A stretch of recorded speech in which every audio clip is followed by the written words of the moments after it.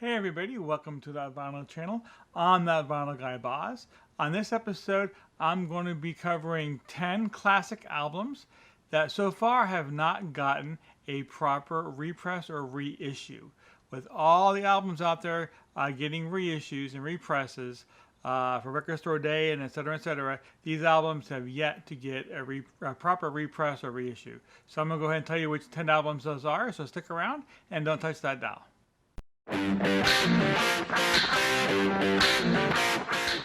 All right, and we're back. So before I get started, I want to go ahead and talk about a little bit of the criteria that I'm using, okay, when I'm picking out these records. So these are records that have not been repressed or reissued at least since 2010. I had to put a cutoff somewhere, and 2010 seemed to be a good cutoff. Okay, so the second criteria is albums that are somewhat in demand. Okay, I mean, that's the justification for reissuing them is you want people to actually buy them, you want people to want them.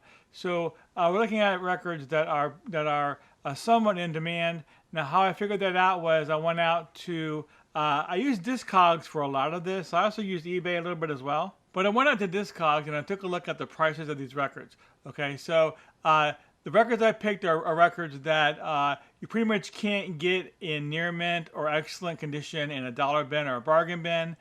These are records that are generally going on Discogs for generally around $15 or more. Some of these are going for 30, 40, even 50 bucks on Discogs. That tells me that these records are in demand. People believe that people will pay these prices, and what it looks like people are paying these prices. And when you start paying around $15, $20, $30 or more for a used record, then that's a justification to go ahead and spend, around that much, a little bit more. Most reissues start at about $22 to $25. So, that's roughly around the same price that a lot of these are going for used. So that's a justification for them putting out a reissue that these albums are in demand. Okay, let's go ahead and take a look at the first record. So the first record here is ZZ Tops Fandango. This is ZZ Top's fourth studio album. It also has some live tracks on it as well. It was released in 1975. Okay, I had one single off of it, Tush, which hit number 20 on the top 40 charts. The album itself climbed to number 10 on the Billboard Top 200. What I want to do is go ahead and show you here what I mean when I'm talking about the prices that these are going for on Discogs. Okay, and here we are on the Discogs ZZ Top page. I'm going to go down and choose Fandango. All right, and you go up here and choose the ones for sale. And we're going to choose United States. We don't want it shipping from other places because it'll increase the price. Shipping from outside the U.S. Can definitely be expensive. We're going to tell it that it's going to be vinyl. And we're going to tell it that it's near mint. Down here, we're going to drop this down and say price lowest. And as we can see here, this is starting at $20.50, and this copy has ringwear. It's VG cover with ringwear.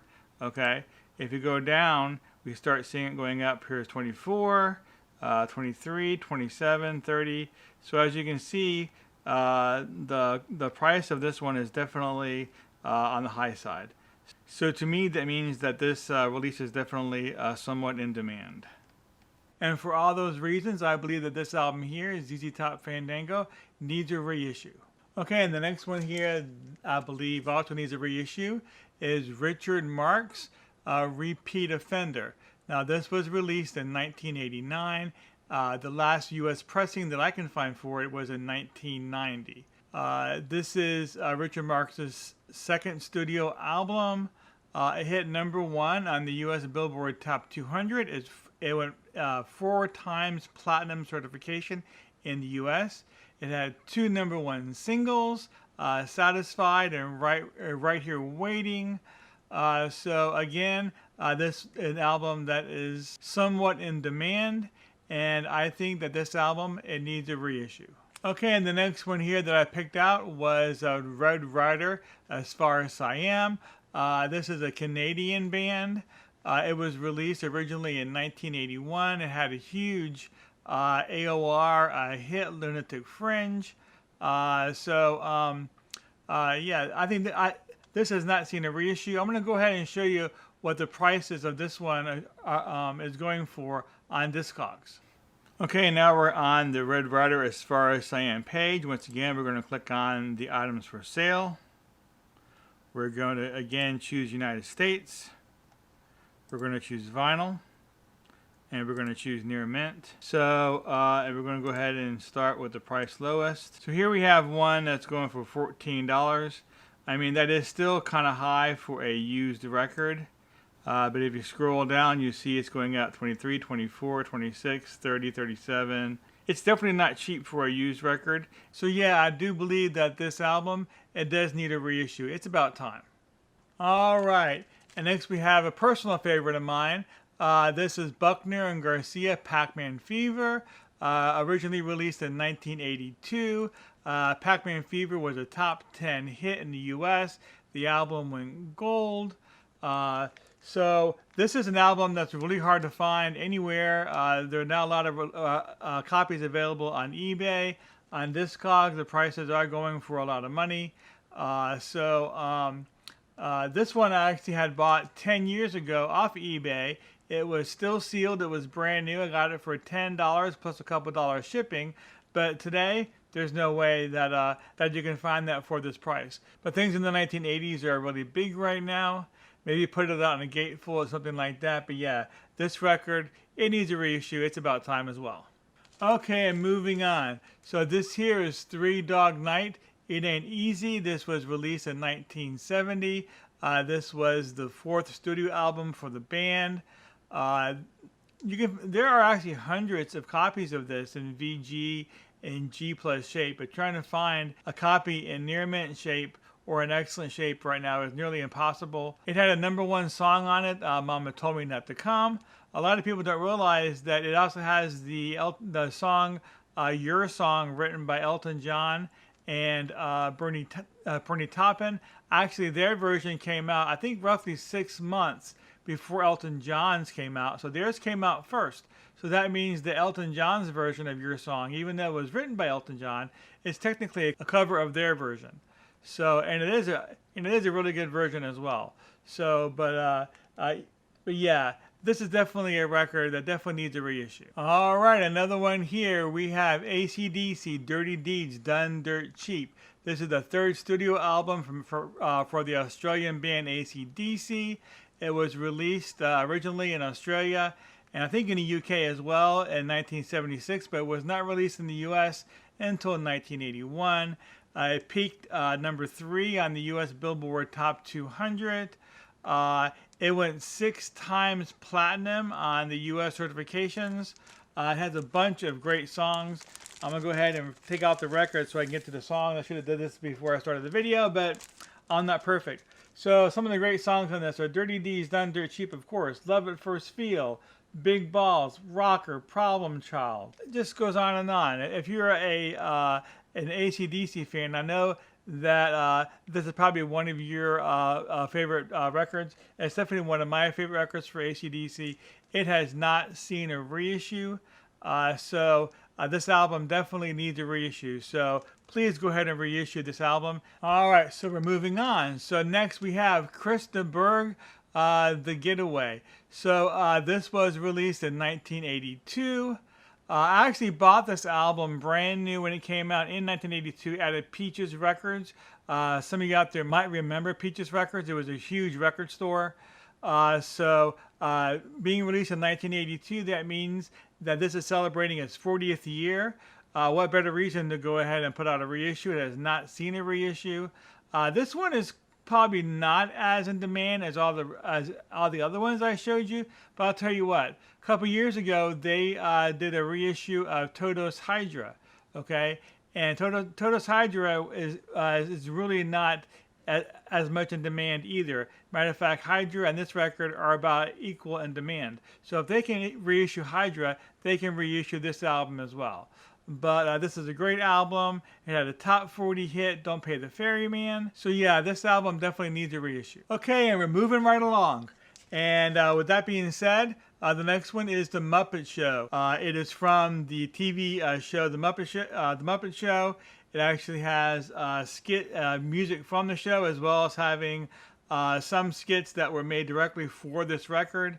Right now, there's only one pressing available on Discogs in the US that's near mint, and it's going for about $100.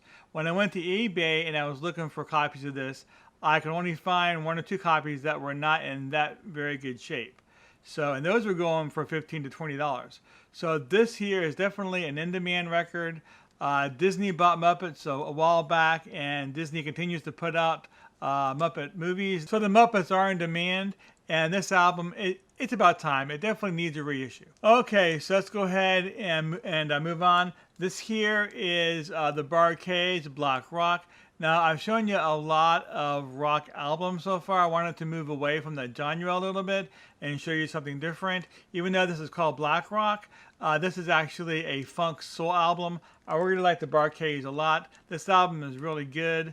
It's going for a lot of money on Discogs in near mint shape. So that tells me that also that this record is in demand. I had a little bit of a hard time finding this copy as it was. This album was originally released in 1971. Its biggest claim to fame is a cover of a 1970 song, a top 10 song by Bobby Bloom called Montego Bay, and they covered that song with their own version of Montego Bay, and it's really good.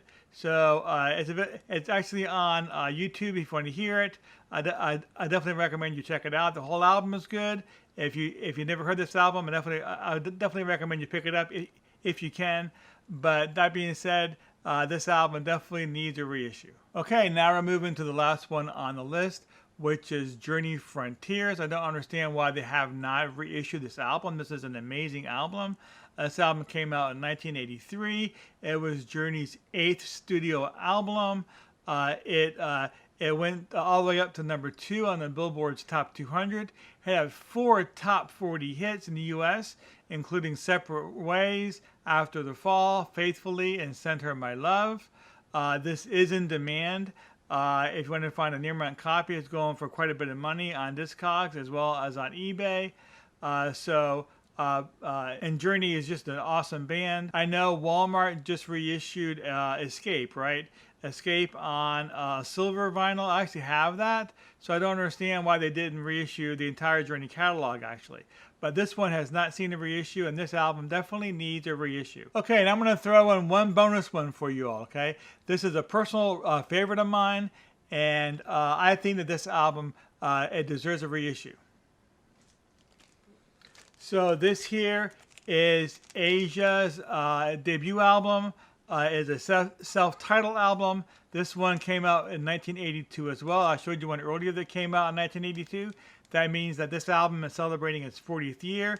This album is chock full of hits. Heat of the Moment, Only Time Will Tell, Soul Survivor. I mean, it goes on and on. Every single track on this album is amazing. This album went number 1 in the US. It went 4 times platinum certification. I think a company like Friday Music or something like that should put out a reissue again for the 40th anniversary of the record. They can make it like a gatefold and have extra artwork in there of the band, pictures people haven't seen before, etc., etc. I think it would sell well. But yeah, this album, it definitely needs a reissue. Okay, and there's my video. There's all the records that I think that need reissues that thus far have not seen reissues, not as of late anyways. So I do want to thank you for joining me today. If you have not subscribed to my channel, now is a great time to do so. Go ahead and be sure and tap on that subscribe button and bash on that bell for notifications, and that way you know when I put up new videos just like this one here. And I do want to thank everybody today once again, and I'll see you all next time.